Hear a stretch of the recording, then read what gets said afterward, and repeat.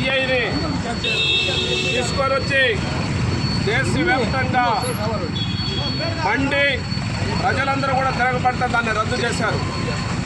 ఆ ఎస్ఆర్ఐని ఎన్ఆర్సీ సిఐని మార్చి ఈరోజు ఎస్ఆర్ఐగా తీసుకొని వచ్చి ఈ దేశంలో ఉన్నటువంటి పౌరులందరూ కూడా ఇండియాలో పుట్టి పెరిగామని, మేము ఇండియన్స్ అని నిరూపించుకోమని చెప్పేసి ఇది ఒక మతోన్మాద బీజేపీ ఆర్ఎస్ఎస్ విధానాలతోనే దేశంలో ఉన్న ప్రజలపై వేస్తున్నారు. అదేవిధంగా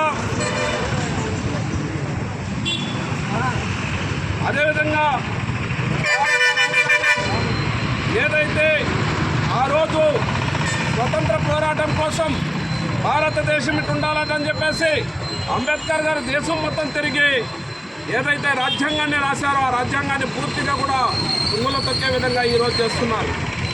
మిత్రులారా, మనందరూ గమనించాలి. బ్రిటిష్ వాళ్ళు మన దేశం పైన వాళ్ళు వదిలిపోవాలని చెప్పేసి ఆ రోజు మనం పోరాటం చేశాం. అదేవిధంగా ఈరోజు బీజేపీ నరేంద్ర మోడీ నాయకత్వం ఈరోజు ఆ బ్రిటిష్ పాలన తీసుకుని చేస్తుంది. ఇది మనందరూ గమనించాలి.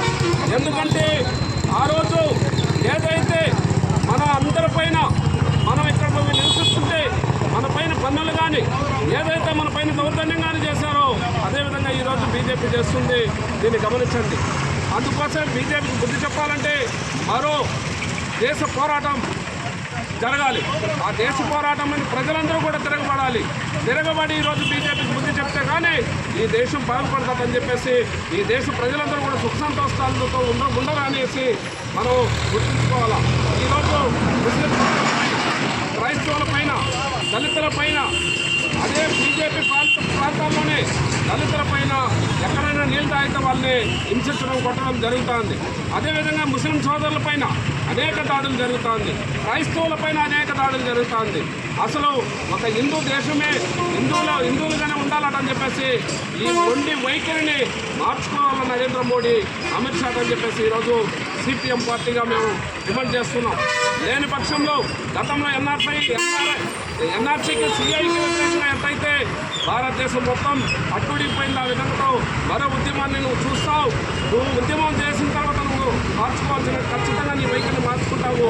గతంలో తీసుకొచ్చినటువంటి విధానం పైనే మీకు ఒక చిన్న పాటలే.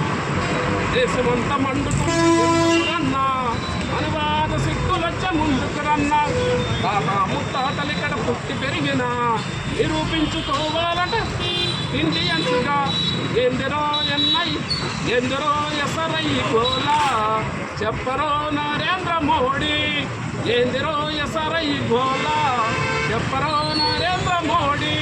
ఈ విధంగా గతంలోనే మేము ఎన్ఆర్సీ పైన చేశాం. ఇప్పుడు కూడా దేశం మొత్తం ఒక ప్రచారం చేసి ప్రజలందరినీ కూడా ఒక ఉద్యమ బాటలో తీసుకొని నీకు బుద్ధి చెప్తామని తెలియజేస్తున్నాం.